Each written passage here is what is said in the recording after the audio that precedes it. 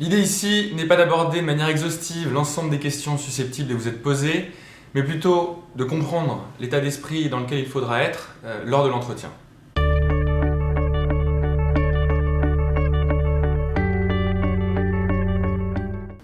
Pourquoi n'avez-vous pas fait d'études?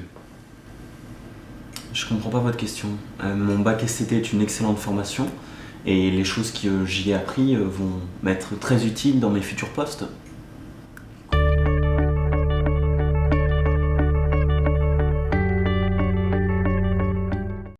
Alors, peu importe le ton pris par votre interlocuteur, restez toujours courtois car ce dernier ne fait peut-être que vous tester.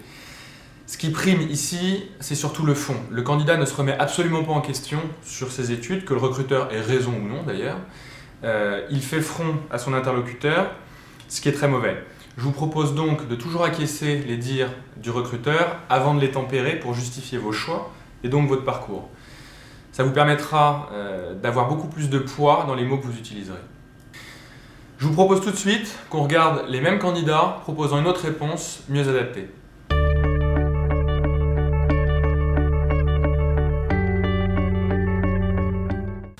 Pourquoi n'avez-vous pas fait d'études? Je dirais pas que j'ai pas fait d'études, en effet j'ai arrêté mes études très tôt car j'avais pas de disposition particulière pour ce type d'enseignement théorique. C'est vrai que j'ai toujours préféré être dans le concret et dans l'action, c'est ce qui me motive le plus. Et j'ai besoin d'être proche du terrain pour m'amuser dans mon job.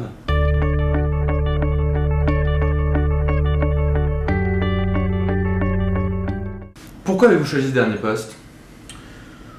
On va dire que j'étais sans emploi depuis plusieurs mois, donc j'ai pris le premier emploi qui se présentait, surtout qu'il était plutôt bien payé.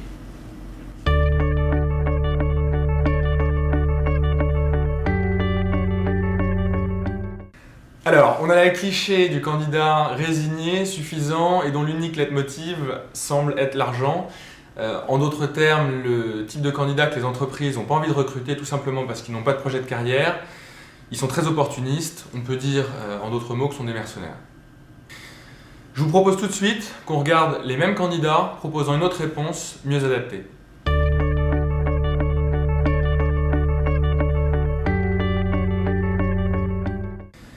Pourquoi avez-vous choisi ce dernier poste? À l'époque, le marché de l'emploi était difficile, souvenez-vous, c'était quand même assez compliqué. Donc aussi, je pensais que même si ce dernier poste n'était pas mon idéal, il avait le mérite au moins de me faire découvrir un nouveau secteur d'activité et ça me permettait d'acquérir des compétences nouvelles qui me seraient utiles dans mes futurs postes.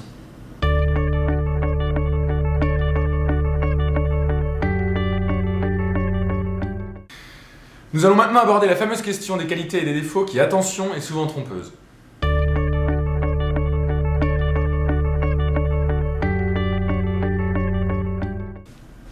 Quelles sont vos qualités et vos défauts? Je pense être quelqu'un de sérieux, de déterminé et de rigoureux. Et concernant mes défauts, je pense que je manque encore un peu d'expérience et que je suis perfectionniste. D'accord.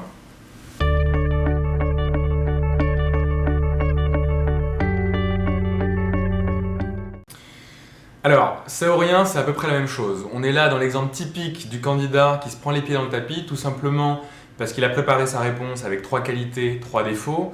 Il les énonce et me demande de le croire sur parole sans argumenter.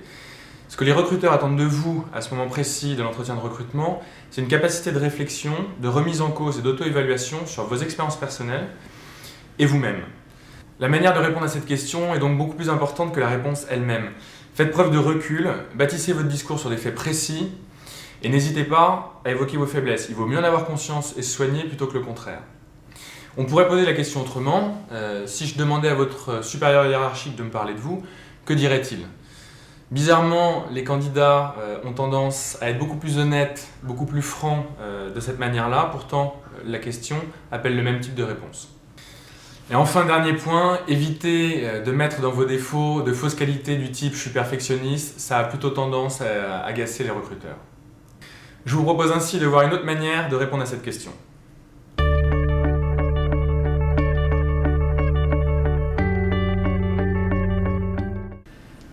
Quelles sont vos qualités et vos défauts, monsieur? Je pense être quelqu'un de rigoureux et de déterminé. On dit souvent que mon travail est rendu dans les délais impartis, qu'il comporte rarement des erreurs. Ouais. J'aime aller au bout des choses, quitte à rester plus longtemps au bureau s'il le faut. Mhm. Et mes défauts sont malheureusement liés à mes qualités, puisque je passe quelquefois trop de temps sur une tâche donnée. Et je sais qu'il va falloir que j'apprenne à faire la différence entre l'accessoire et l'indispensable pour être plus efficace dans mon travail par la suite. Abordons tout de suite la question concernant vos échecs et vos réussites.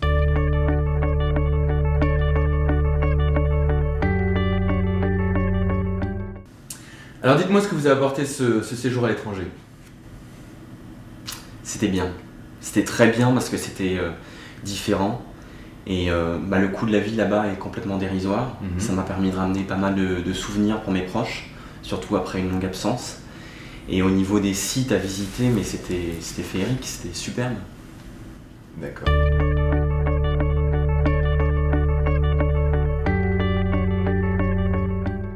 Alors, l'expérience est plutôt intéressante. Malheureusement, cette personne n'apporte aucun élément permettant de la mettre en valeur au regard d'autres candidats. Lire sur un CV séjour de 2 mois en Chine ou entendre ça, c'est à peu près la même chose. On attend de vous, encore une fois, que vous fassiez preuve de recul pour véritablement vous interroger sur ce que vous a apporté ce séjour. Culture, contact, langue, remise en cause personnelle, développer ces sujets avec sincérité.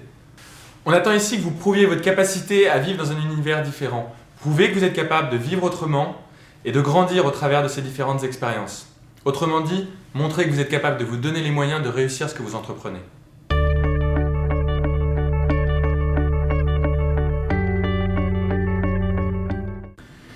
Alors, pouvez-vous m'expliquer ce que vous a apporté ce séjour à l'étranger? Ce séjour à l'étranger m'a permis de découvrir tout d'abord une autre culture, un Ouais. autre mode de vie. Mhm. Depuis, j'ai l'impression d'avoir une meilleure capacité à relativiser les choses, Mhm. d'être plus positif et surtout plus ouvert aux autres. Ouais. J'envisage même de pouvoir travailler à l'étranger, ce qui était complètement impensable auparavant. C'est une bonne chose. Et quand j'y repense, je me suis fait réellement violence pour partir, alors que maintenant, je regretterais de ne pas l'avoir fait.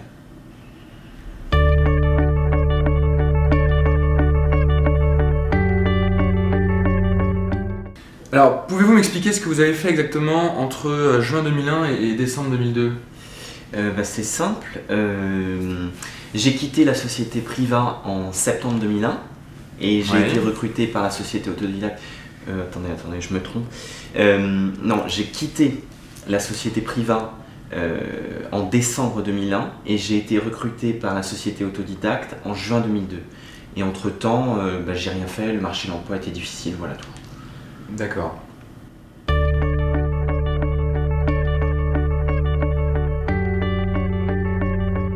Alors ici, attention aux erreurs de date, car elles cachent souvent des périodes que les candidats veulent occulter.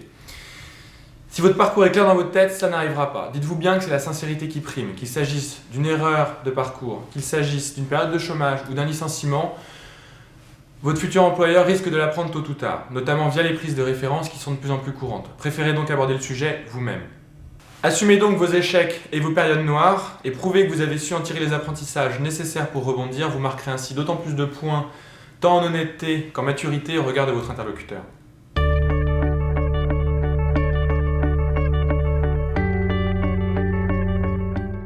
Alors, un point que je voudrais éclaircir sur votre CV, qu'avez-vous fait exactement entre septembre 2001 et juin 2002? J'ai en effet connu une période difficile, Mhm. donc entre septembre 2001 et juin 2002, pendant laquelle je n'avais pas d'emploi. Cette phase m'a au moins permis de vraiment me remettre en question, Ouais. de réfléchir sérieusement sur mes aspirations professionnelles. Et cette réflexion justifie d'autant plus aujourd'hui ma présence et ma motivation pour prétendre au poste proposé. D'accord. Abordons maintenant la question des langues.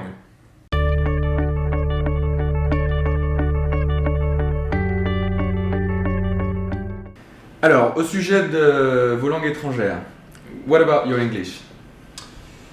Comme je l'indique dans mon CV tel que l'attestent mes diplômes, mon anglais est tout à fait opérationnel. Par contre, je ne souhaite pas le pratiquer dans ce type d'entretien, car je suis assez mal à l'aise dans ce face-à-face.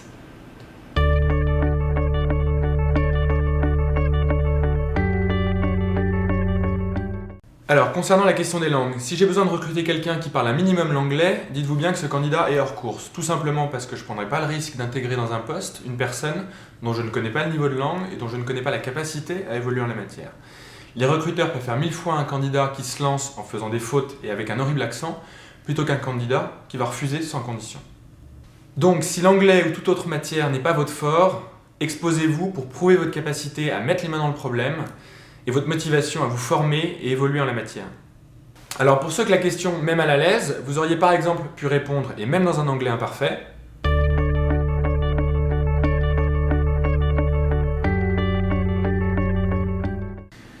alors, concernant la question de vos langues étrangères, do you speak English?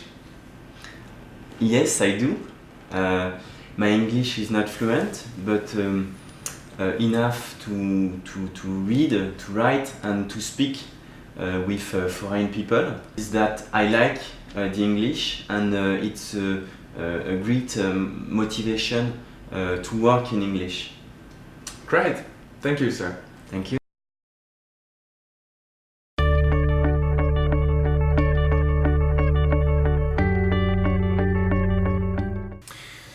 La question des hobbies qui n'est pas toujours abordée est cependant piégeuse si elle n'est pas sincère et préparée à l'avance. Alors concernant la dernière ligne de votre CV, quels sont vos hobbies? Pouvez-vous m'en dire un peu plus? Comme je l'ai indiqué, j'aime lire. J'aime également l'histoire de manière générale et je pratique le rugby.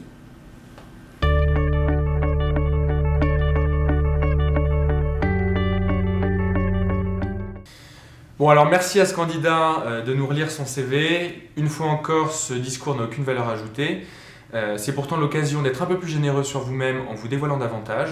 C'est une question très ouverte, donc profitez-en pour donner à votre recruteur quelques clés afin de mieux vous comprendre et de mieux vous cerner en tant que personne.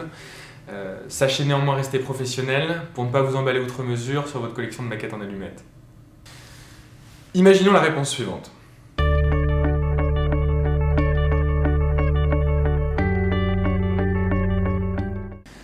Alors, concernant la dernière ligne de votre CV, que pouvez-vous me dire sur vos hobbies?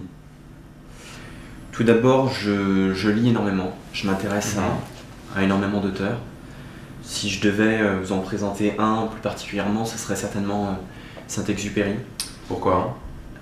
Je trouve déjà que d'un point de vue littéraire, c'est très intéressant, très bien construit. Ouais.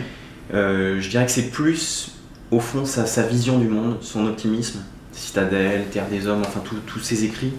Je partage sa volonté d'aller au bout des choses, même dans des moments difficiles. Et c'est vrai que dans certains coups durs de ma vie personnelle, ça m'a aidé, tout simplement.